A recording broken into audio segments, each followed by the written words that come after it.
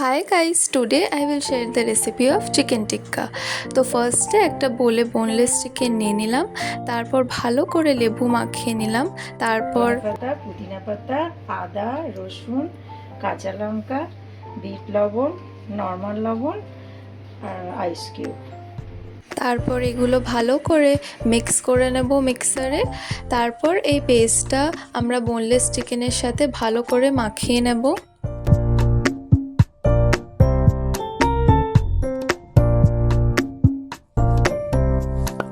তারপর এগুলোর সাথে নুন দিয়ে আবার ভালো করে মাখিয়ে নেব, আর এটা আধ ঘন্টার জন্য রেস্ট করতে দিয়ে দেব।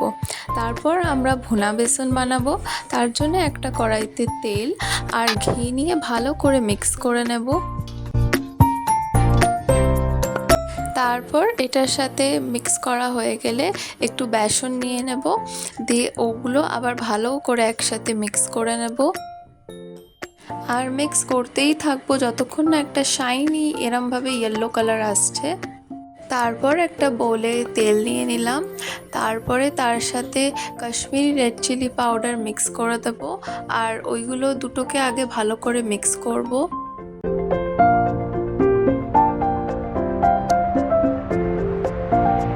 তারপর একে একে ম্যারিনেটেড করা ওই চিকেনগুলোকে এটার সাথে দিয়ে দেবো আবার সেকেন্ড ম্যারিনেশনের জন্য।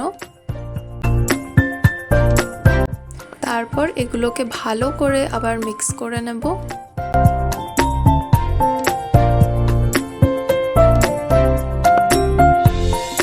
তারপর পিঙ্ক সল্ট, হলুদ গুঁড়ো, ধনে গুঁড়ো আর যে ভুনা বেসনটা বানিয়েছিলাম ওটা এটার ওপর দিয়ে দেব, দিয়ে ওগুলো একসাথে আবার ভালো করে মিক্স করে নেব।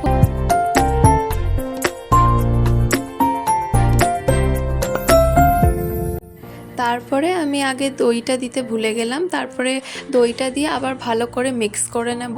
তারপরে এই ম্যারিনেশনটা আমি অনেক ঘন্টা রেখেছিলাম, প্রায় 7-8 ঘন্টা। ম্যারিনেশনের পর এটা আমি মাইক্রো ওভেনে বানাবো, তাই আমি ওই মাইক্রো ওভেনের ব্ল্যাক প্লেটটায় এগুলোকে ভালো করে সাজিয়ে দিচ্ছি।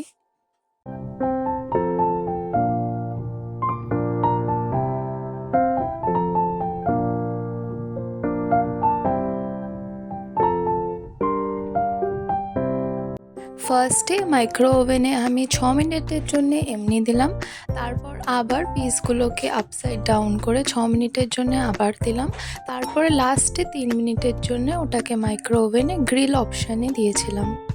তারপরে কুক হওয়ার পর ভালো করে একটা প্লেটে পেঁয়াজ আর লেবুর সাথে ভালো করে সাজিয়ে দিলাম, আর তার সাথে একটা ধনেপাতার চাটনিও বানিয়েছিলাম, যেটা এটার সাথে খেতে খুব ভালো লাগছিল। অ্যান্ড আমাদের চিকেন টিক্কা ইজ রেডি।